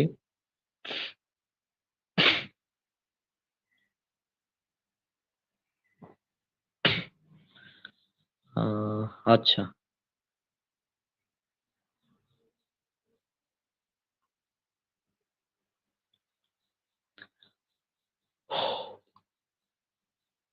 এখানে অনেকগুলো এই বিষয় আছে। হ্যাঁ, বিদআত এবং বিদআতের এর পরিণাম। এক্ষেত্রে এটা আমার বই থেকে নেওয়া এই অংশগুলো। আমার বই থেকে এগুলো নিয়ে এসেছি। হ্যাঁ? এই যে এখানে এটা কোরআনের আয়াত বলা হচ্ছে দেখুন। ইয়া আইয়ুহাল ইয়া আইয়ুহাল্লাযীনা আমানু আতিউল্লাহা ওয়া আতিউর রাসূল ওয়া লা তুবতিলু আমালাকুম। হে মুমিনগণ, তোমরা আল্লাহর আনুগত্য করো এবং রাসূলের আনুগত্য করো। আর তোমরা তোমাদের আমলসমূহ বিনষ্ট করো না। এটা আছে আপনার আ সূরা মুহাম্মদ সূরা নম্বর ৪৭ আয়াত নম্বর ৩৩ এ। আর এখানে একটা হাদিস, মান আমিলা আমালান লাইসা আলাইহি আমরুনা ফাহুয়া রাদ্দুন। যে ব্যক্তি এমন কোন কর্ম করলো যাতে আমাদের নির্দেশনা নেই, তা প্রত্যাখ্যাত হবে। অর্থাৎ এটা হচ্ছে সহিহ মুসলিমের হাদিস। সহিহ মুসলিম হাদিস নাম্বার ১৭১৮, ইসলামিক ফাউন্ডেশন ৪৩৪৪, হাদিস একাডেমি ৪৩৮৫। আর এই হাদিসটি দ্বারা প্রমাণ হয় যে ইসলামের ধর্মের কর্ম হিসাবে ইসলাম ধর্মের নতুন কোন কর্মের উদ্ভাবন করার বিষয়টি হলো ইসলাম ধর্ম থেকে বিচ্যুতি হওয়া বা বাতিল মানে হওয়ারই। হুম? এই যে এখানে রেফারেন্স দেওয়া আছে। তো যাই হোক, এটা হচ্ছে বিদআতের মূলনীতি যে কোন আমল করা যাবে না যদি সে আমল সম্পর্কে রাসূল সাল্লাল্লাহু আলাইহি ওয়াসাল্লামের নির্দেশনা না থাকে। এখন বিদআত, এই যে এখানে বোল্ড করে দেওয়া আছে সহজ ভাষায়, দ্বীনের মধ্যে নতুন আবিষ্কারই হলো বিদআত। হ্যাঁ, এখানে বেশ কিছু প্রশ্নের উত্তর যে আছে, তার মধ্যে একটা হাদিস, দ্বীনের ব্যাপারে যখন আমি তোমাদের কোন নির্দেশ দেই তখন তোমরা সেটা পালন করবে আর তোমাদের দুনিয়াবী ব্যাপারে তোমরা অধিক অবগত। হ্যাঁ? এখন এখানে যে মূল বিষয় সেটা হলো দ্বীনের ব্যাপারে সবই বিদআত। অতটুকুই ইবাদত যতটুকু কোরআন এবং সুন্নাতে বর্ণিত হয়েছে। অন্যদিকে দুনিয়ার সবই হালাল, অতটুকুই হারাম যতটুকু কোরআন এবং সুন্নাতে হারাম করা হয়েছে। হ্যাঁ? এখন ইবাদতের জগতে সবকিছুই বিদআত। যা আছে সবই বিদআত। হ্যাঁ? যেমন নামাজের পর সম্মিলিতভাবে মুনাজাত করা বিদআত। কারণ রাসূল সাল্লাল্লাহু আলাইহি ওয়াসাল্লাম করেননি, সাহাবীরাও করেননি। কোন ইমাম থেকে মানে কোন বর্ণনা পাওয়া যায় না। এটা নতুন এই ৫০০-৬০০ বছর আগে থেকে কিছু, কিছু মানুষ এগুলো উদ্ভাবন করেছে। এছাড়াও আছে আ আরেকটা হাদিস, হ্যাঁ? ওয়া ইয়াকুমু মুহদাসাত,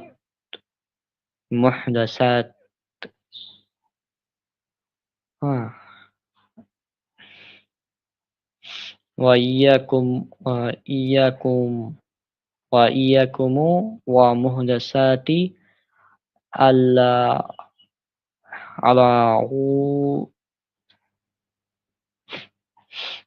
আচ্ছা, যাই হোক এখানে প্রতিটি ধর্মে নব আবিষ্কার হলো বিদআত।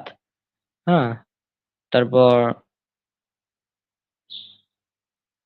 এটা হচ্ছে ফা ফাইন্না কুল্লা মুহদাসাতি মুহদাসাতিন বিদআহ।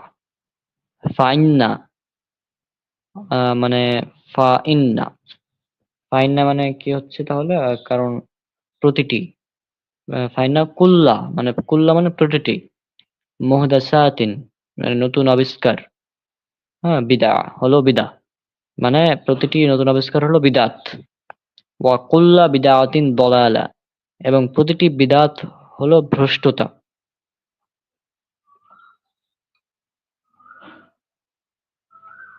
আর সেই সুনান নাসাইতে আছে অকুল্লু বিদাতিন দলালা অকুল্লা দলালাতিন ফিন্নার, এই যে এটা। হুম। মাই হিদিল মাই ইহদিল্লাহু ফালা মুদিল্লা লাহু ওয়া মাই ইউদিল্লিলহু ফালা হাদিয়া লাহ।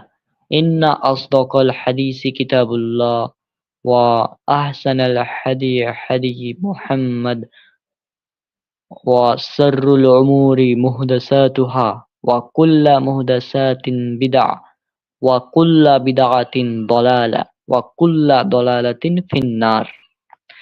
আল্লাহ যাকে হিদায়াত দেন বা আল্লাহ যাকে হিদায়াত করেন তাকে কেউ পথভ্রষ্ট করতে পারে না। আর আল্লাহ যাকে পথভ্রষ্ট করেন তাকে কেউ হিদায়াত করতে পারে না।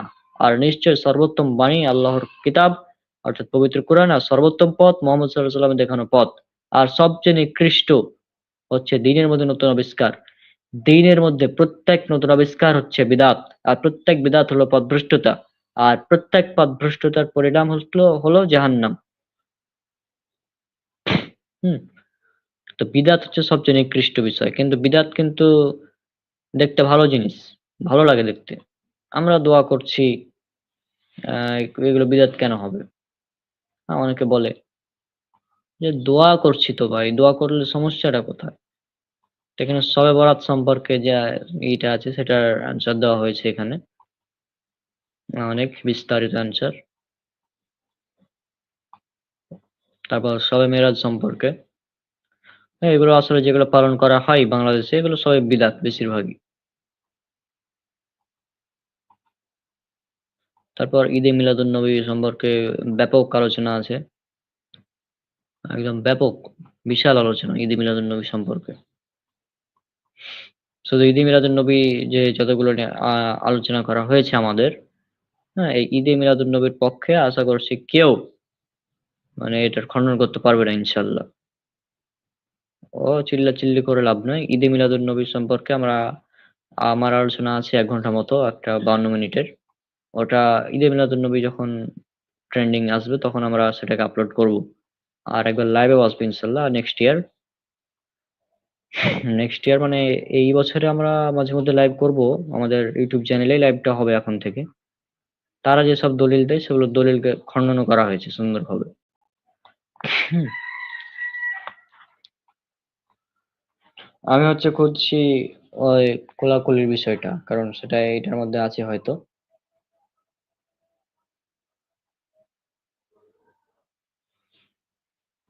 এখনো কিন্তু আমাদের ঈদে মিলাদুন্নবী নিয়ে আলোচনা চলছে।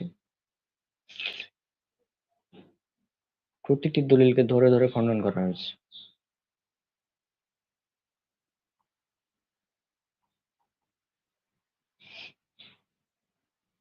১৮ টি প্রশ্ন করা হয়েছে। ১৮ টি প্রশ্নের অ্যান্সার দিতে পারবে না কেউ। তারপর মৃত ব্যক্তির জন্য করণীয় এবং বর্জনীয়। অনেকে মৃত ব্যক্তিরকে কেন্দ্র করে বিভিন্ন বিদআতে লিপ্ত। ১৫ টি করণীয়। সেটা বলে দিই নাকি? মৃত ব্যক্তির জন্য কি, কি করতে হবে? তো ১ম এ মৃতের খবর শুনে ইন্না লিল্লাহি ওয়া ইন্না ইলাইহি রাজিউন পাঠ করা। যথাসম্ভব দ্রুত গোসল প্রক্রিয়া সম্পন্ন করা, কাফন পরানো, জানাজার সলাত আদায় করা, দাফন সম্পন্ন করা। অতঃপর আল্লাহর কাছে দোয়া করা যেন আল্লাহ তাআলা তাকে কবরের সওয়াল জবাবের সময় দৃঢ় ও স্থির রাখেন। প্রত্যেকে আলাদা আলাদাভাবে দোয়া করবে, সম্মিলিত নয়। সম্মিলিতভাবে দোয়া করলে বিদআত হবে।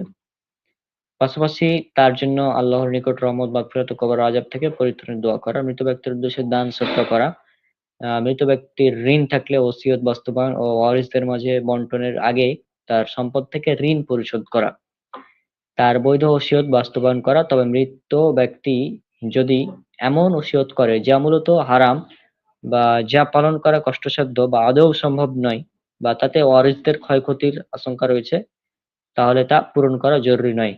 অতঃপর ওয়ারিসদের মাঝে কুরআন সুন্নাহর বিধান অনুযায়ী সম্পদ বন্টন করা। তারপর হজ ফরজ হওয়ার পর বার্ধক্য বা অসুস্থতাজনিত কারণে তা আদায় করতে না পারলে তার পক্ষ থেকে বদলি হজ, উমরা আদায় করা।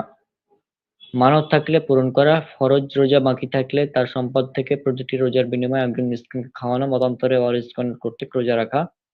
আর মানতের রোজা থাকলে ওয়ারিসগণ কর্তৃক রোজা রাখা। মৃত ব্যক্তির পক্ষ থেকে নফল হজ বা উমরা করাও বৈধ। তবে হজ ফরজ ও তো ফরজ হজ উমরা হোক বা নফল হোক, যে ব্যক্তি তার পক্ষ থেকে আদায় করবে তার নিজেরটা আগে সম্পাদন করা আবশ্যক। মৃত ব্যক্তির স্ত্রী গর্ভবতী না হলে 4 মাস 10 দিন, আর গর্ভবতী হলে সন্তান ভূমিষ্ঠ হওয়া পর্যন্ত ইদ্যত পালন করা। নিকটাত্মীয় ও প্রতিবেশীর কর্তব্য মৃতের বাড়িতে 3 দিন পর্যন্ত খাবার রান্না করে পাঠানো। এটি মূলত তাদের বেদনা বিধুর পরিবেশে সমবেদনা প্রকাশ ও সহযোগিতার অন্তর্ভুক্ত। তবে এ 3 দিন মৃতের বাড়িতে আগুন জ্বালানো যাবে না বা কিছু রান্না করা যাবে না কথা সঠিক নয়। দরকার হলে তারা নিজেরাও রান্না করতে পারে। হ্যাঁ, কিন্তু আমাদের সমাজে এটা উল্টা হয়। সমাজে 3 দিনা পালন করা হয়। অর্থাৎ 3 দিন পর মৃত ব্যক্তির পক্ষ থেকে প্রতিবেশীদেরকে খাওয়ানো হয়। যেটা হিন্দুদের নিয়ম, অমুসলিমদের নিয়ম এবং এটা বিদআত। 3 দিনা করা, 40 করা, মৃত্যুবার্ষিকী পালন করা এগুলো হচ্ছে বিদআত। মৃত ব্যক্তি মৃত ব্যক্তির পরিবারবর্গের প্রতি সমবেদনা প্রকাশ ও উৎসাহী করা।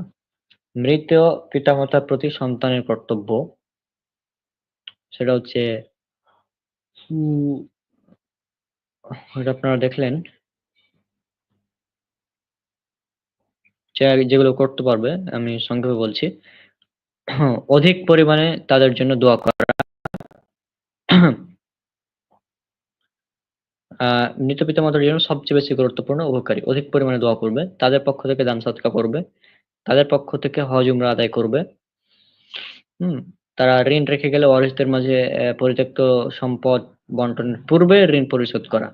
এখানে একটি গুরুত্বপূর্ণ পয়েন্ট আছে, এই যে আমাদের সমাজে যখন কারো পিতামাতা মারা যায় তখন আগে তারা সম্পদ বন্টন করার চেষ্টা করে, কিন্তু না, আগে তার পিতার সম্পদ থেকে প্রথমে ঋণ পরিশোধ করতে হবে, তারপরে যে সম্পদ অবশিষ্ট থাকবে সেই সম্পদ তখন তারা ভাই বোনে ভাগ করে নেবে।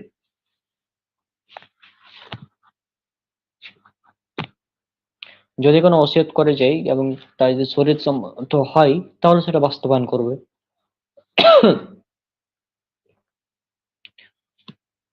আরো অনেক কারণ আছে।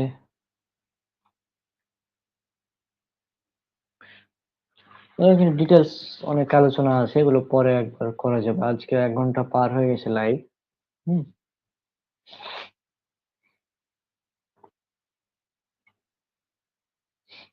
আচ্ছা, সমাজের শরীয়ত বহির্ভূত বিদআত যেগুলো রয়েছে সেগুলো একটু বলে দিই। লাশের চারপাশে বসে কোরআন তেলাওয়াত করা, অনেকে সূরা ইয়াসিন পাঠ করে, যে হাদিসটা জয়ীফ। মৃত ব্যক্তির নামাজের কাফফারা হিসেবে তার ওয়ারিসের নিকট চাল ডাল বা টাকা পয়সা আদায় করা। লাশ দাফনের পর সম্মিলিত দোয়া মোনাজাত করা।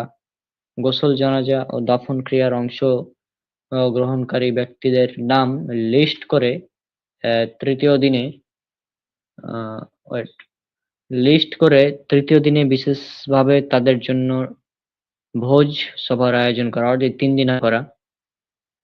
যে স্থানে মৃত ব্যক্তির লাশ ছিল সেই স্থানে 40 দিন পর্যন্ত আগরবাতি মোমবাতি ইত্যাদি জ্বালিয়ে রাখা। মারা যাওয়ার 40তম দিনে 40 পালন করা। মৃত্যুবার্ষিকী ও ওরস কুলখানি মিলাদ মাহফিল ও ইসারে সওয়াব বা সওয়াব রেসানি অনুষ্ঠান করা। কোরআন খতম বা সাবিনা খানি করার পর মৃত ব্যক্তির কবরে শব বক্সানো। কবরকে অতিরিক্ত উঁচু করা, পাকা করা, কবরকে সুরম্য প্রাচীর দ্বারা পরিবেষ্টন করা। কবরের দেয়ালে চুনকাম করা, তাতে কোরআনের আয়াত, বিভিন্ন উপদেশমূলক বাণী বা মৃতের পরিচিতি ইত্যাদি লেখা। কবরের দেয়ালে চুমু খাওয়া। আহ মসজিদে আহ মসজিদের মধ্যে কবর দেওয়া। কবরের উপর শামিয়ানা বা ছাদ দেওয়া। কবরে ফ্যান বা এসি স্থাপন করা। কবরে মোমবাতি বা আগরবাতি জ্বালানো ইত্যাদি সবে হারাম। নির্দিষ্ট দিনে কবর জিয়ারতে এর জন্য একত্রিত হওয়া, যেমন জুমার দিন, কথিত শবে বরাতে, শবে কদরে, 2 ঈদের রাত বা 2 ঈদে। হ্যাঁ, এগুলোতে অনেকেই কবর জিয়ারতের জন্য একত্রিত হয়, এগুলো সবই বিদাত। এগুলো সব দিনের মধ্যে নতুন আবিষ্কৃত বিদআত যা আমাদের সমাজে ব্যাপকভাবে প্রচলিত রয়েছে। এগুলো সবই পরিত্যাজ্য। হুম। তো আরো আছে এখানে বেশ কয়েকটি বিষয় আছে।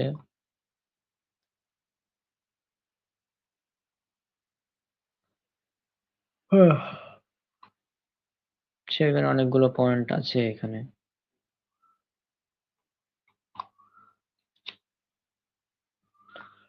দাড়ির বিধান।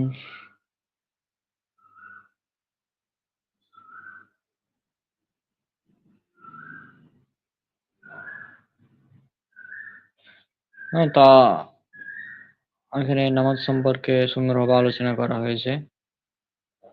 এটা অনেক বড় বই হবে যদি করা যায়।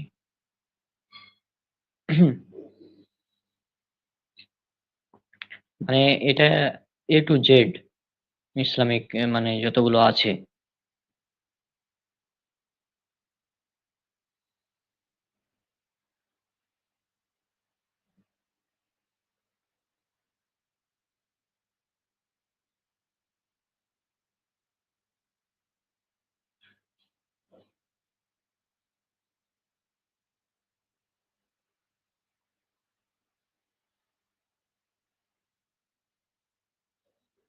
আমি ওটা পেলাম না।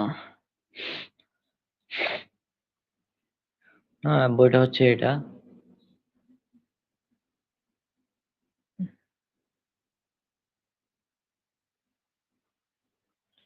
আমরা ৬ জন এই বইটা সংকলন করছি। ২০২৪ এর শুরু থেকেই আমরা কাজ করেছি অনেক। তারপরে বন্ধ ছিল আমার এক্সামের জন্য। এটা হচ্ছে সূচিপত্রগুলো আমি দেখিয়ে দিচ্ছি। এগুলো দেখতে থাকুন।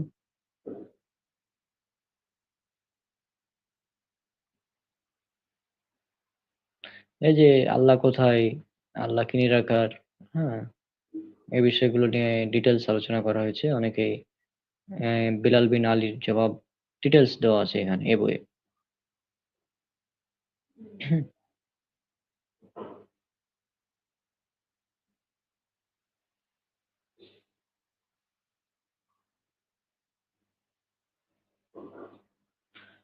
ঈদের দিন করণীয় বর্জনীয় এটা লেখা হয়নি।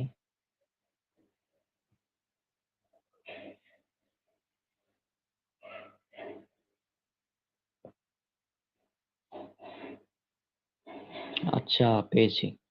সালাম, মুসাফা এবং কোলাকুলি ৩ টা পয়েন্ট আছে ৭২ নম্বরে একসাথে। এখানে হয়তো লেখাটা উল্লেখ করা আছে।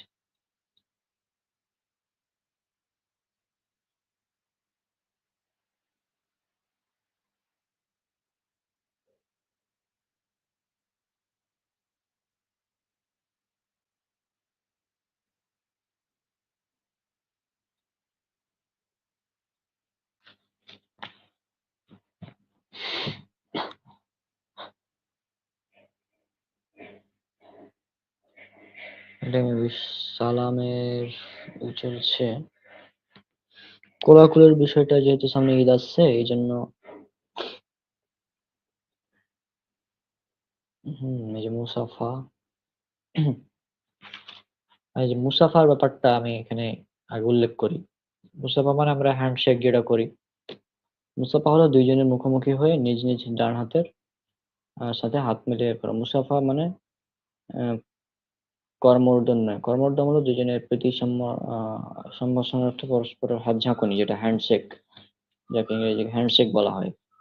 আর ইসলামি মুসাফা হাতের ঝাঁকুনি নেই, মর্দন দলন বা পোষণ নেই। শুধু হাত মিলানো হবে। মুসাফা হবে এক হাতে। অনেকে ২ হাতে মুসাফা করে। ২ হাতে মুসাফা করার কোন বর্ণনা হাদিসে নাই। এবং এটা যদি কেউ ২ হাতে মুসাফা করতে হবে বলে মনে করে তো সেটা বিদআত।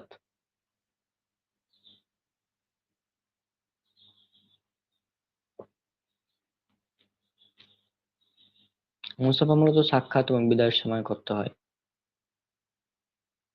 আ আর তারপরে কোলাকুলির পয়েন্টটা আছে হয়তো। থাকলে আমি উল্লেখ করে দিচ্ছি। এই যে পেয়ে গেছি। পেয়ে গেছি আমাদের কাঙ্ক্ষিত এতক্ষণ ধরে যেটা খুঁজছিলাম। কোলাকুলি বা যেটাকে আরবিতে মুয়ানাকা বলে। মুয়ানাকা হলো অপরের অর্থাৎ গর্দানের সাথে গর্দান লাগিয়ে জড়িয়ে ধরা। বুকে বুক লাগার কথা নাই, অনেকে বুকে বুক লাগিয়ে কোলাকুলি করে, এটার কথা না। এটা মূলত গর্দানের সাথে গর্দান যেটা লাগানো হবে মোয়ানাকা। অবশ্য কোনো কোনো অভিধানে গর্দানের সাথে গর্দান লাগিয়ে বুককে জড়িয়ে ধরার কথাও রয়েছে। কোনো কোনো অভিধানে রয়েছে অপরের গর্দানে দুই হাত রেখে নিজের দিকে টেনে নেওয়া। সুতরাং বোঝা গেল যে এই আদবের মূল হলো গর্দানের সাথে গর্দান মিলানো। অবশ্য অত্যন্ত ভালোবাসার আকর্ষণে বুকে জড়িয়ে ধরা আহ দোষাবহ নয়, তবে গর্দান পরিবর্তন করার কথা পাওয়া যায় না। এক্ষেত্রে ডানে বামে পরিবর্তন করে তিনবার গলাগলি করা নির্দিষ্টভাবে প্রমাণিত নয় তথা তা দলিল সাপেক্ষ। মোয়ানাকার অর্থে বাংলাতে কোলাকুলি ব্যবহার করা হয়, আর সেক্ষেত্রে বুকে বুক ও পেটে পেট লাগিয়ে জড়িয়ে ধরে থাকে অনেকে মহব্বতের আকর্ষণে, আর সেই জন্য অনেকে এটাকে আশ্লেষ বা আলিঙ্গনও বলে থাকে। তবে এই শব্দ কেবল স্বামী স্ত্রীর ক্ষেত্রে ব্যবহার্য, কারণ এর গভীর অর্থ হলো লিঙ্গ পর্যন্ত কোলাকুলি করা বা বুকে জড়িয়ে ধরা। অতএব অন্যান্যদের ক্ষেত্রে ওই শব্দ ব্যবহার করা বৈধ নয়। মোয়ানাকা কখন করবে? মূলত দীর্ঘ সফর থেকে ফিরলে বা অনেকদিন পর দেখা হলে কোলাকুলি করা সুন্নত। তবে কোনো দেশের সংস্কৃতি হিসেবে যদি কোনো অনুষ্ঠান বা ঈদের পরে মোয়ানাকা করে তবে এতে সমস্যা নেই, কিন্তু মনে রাখতে হবে এটা সুন্নাত নয়, বৈধ বিষয়। অর্থাৎ আমি যেটা বললাম, ঈদের দিন যদি কেউ কোলাকুলি করে সেক্ষেত্রে কোনো সমস্যা নেই, এটা জায়েজ হতে পারে। তবে যদি মনে করে যে ঈদের দিন করতে হবে বা এটা গুরুত্বপূর্ণ বিষয়, হ্যাঁ, তাহলে জাস্ট এটা কি মানে বিদআত হবে এক কথায়।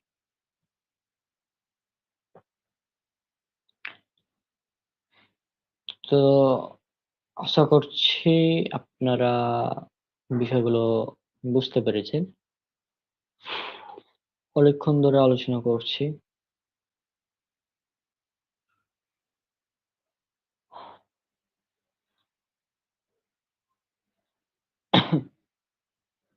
অনেকক্ষণ ধরে আলোচনা করছি, তো আশা করছি আজকে আলোচনা আমাদের যথেষ্ট। আমরা ফরজে আইন কোর্স সম্পর্কে আমাদের 17টি ক্লাস যেটা হয়েছে সে ক্লাসগুলো আপনারা দেখবেন, ইউটিউবে আমাদের চ্যানেল আপলোড করা আছে, সালাফি প্ল্যাটফর্মের চ্যানেলে পেয়ে যাবেন, যে চ্যানেলে লাইভ চলছে এখন।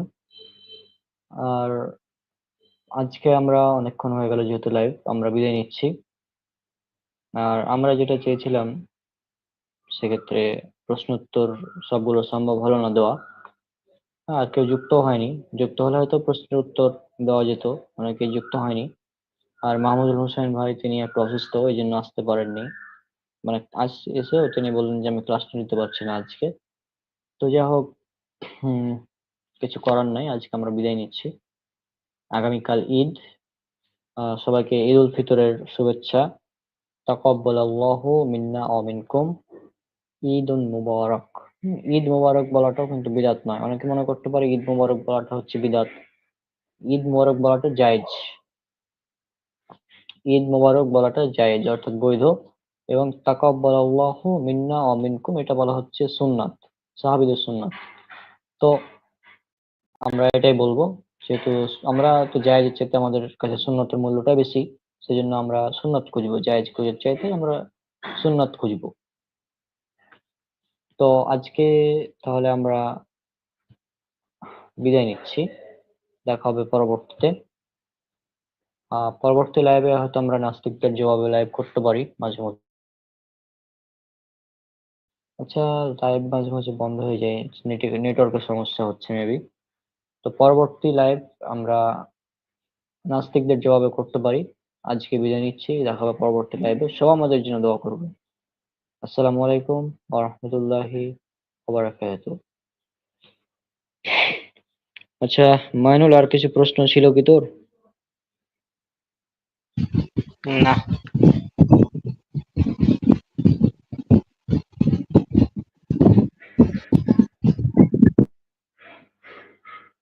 হ্যালো, শুনতে পারলি না? প্রশ্ন কি ছিল? না। না, শুনতে পাইনি, বল এখন বল। ও আচ্ছা, ঠিক আছে। আচ্ছা, যেহেতু কেউ যুক্ত হয়নি, কারো তেমন কোনো প্রশ্ন পেলাম না আজকে, তো আজকে আমরা বিদায় নিচ্ছি। পরবর্তীতে যদি কারো প্রশ্ন থাকে তাহলে আমাদের জানাবেন, আমরা চেষ্টা করবো অ্যান্সার গুলো দেওয়ার।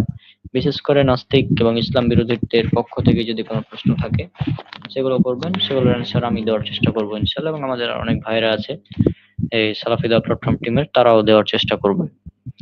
আজকে বিদায় নিচ্ছি, সবাই দোয়া করবেন আমাদের জন্য। আর আবারও সবাইকে ঈদ উল ফিতরের শুভেচ্ছা। তাকাব্বালাল্লাহু মিন্না ওয়া মিনকুম। ঈদ মুবারক। আসসালামু আলাইকুম ওয়া রাহমাতুল্লাহি